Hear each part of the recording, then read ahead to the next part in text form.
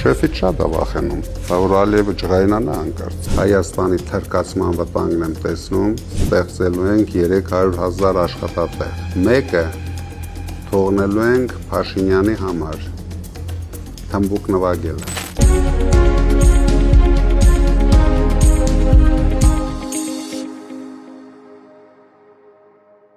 Բարև ձեզ, պարոն Կարապետյան։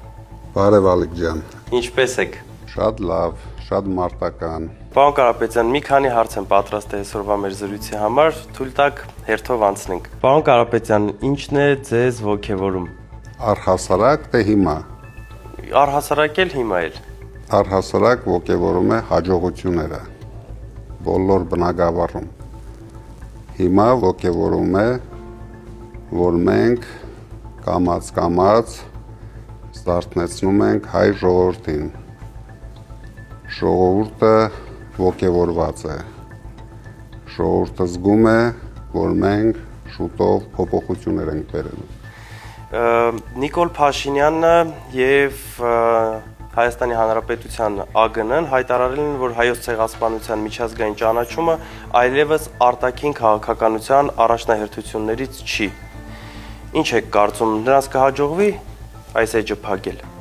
Մենք ինչքան քիչ ուշադրություն դարձնենք Նիկոլ Փաշինյանի իր կառավարության վրա,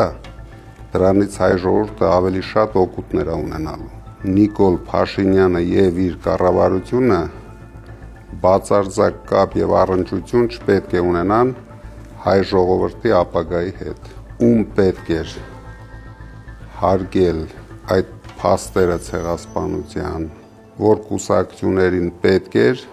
նրանք բոլորը ցույց տվեցին իրենց հայրենասիրությունը։ Ինչ դիրքորոշում ունեք Փաշինյանի այն հայտարարության վերաբերյալ, որ նա չի պատրաստվում դատապարտել Արցախում եկեղեցիների ոչնչացումը։ Թարմ դեպք ունենք մեկ շաբաթ առաջ։ Հենց այդ օրերին իրենք հայտարարեցին, որ ուզում են հարկեն եկեղեցին, եկեղեցու մոմի վաճառքը, հանգանակություններ ուզում էին հարկեն, ու հենց այդ ընթացքում էլ այնտեղ Արցախում քանդում էին ու զրո արձագանք էր այստեղ։ Դե շեֆից շատ է վախենում, որ Ալիևը ջղայնանա հանկարծ։ Դրա համար Փաշինյանի համար, եթե մի մարդ իր խմբակով հարձակվում է Էջմիածինի վրա, իր համար ինչ կապ ունի Արցախում մի 100 հատ եկեղեցի քանդեն, չեն քանդի։ Ինչ դիրքորոշում ունեք Ռոբերտ Քոչարյանի եւ Գագիկ Ծառուկյանի այն հայտարարություններին, որ իրենք ասեցին պատրաստ են աջակցել ամենաշատ ձայներ հավաքած կուսակցությանը։ Երկուսն էլ շատ կոռեկտ հայտարարություններ են արել։ Դա միջազգայինորեն ընդունված փաստ է, որ կառավարությունը ձևավորում է առաջի տեղ զբաղեցրած ուժը, քանի որ մենք վստահ ենք, որ այդ ուժը մենք ենք լինելու, դրա համար շատ շուտով իրենք այդ հնարավորությունը կունենան պաշտպանելու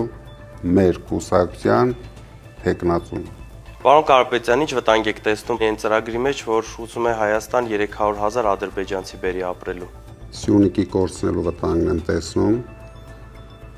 Սևանի գյոլչա դառնալու վտանգն եմ տեսնում, Հայաստանի թրկացման վտանգն եմ տեսնում, բայց մի անհանգստացի։ Մենք դրա դիմաց ստեղծելու ենք 300,000 աշխատատեղ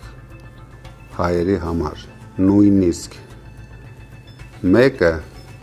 թողնելու ենք Փաշինյանի համար, թմբուկ նվագելը։ Շատ լավ։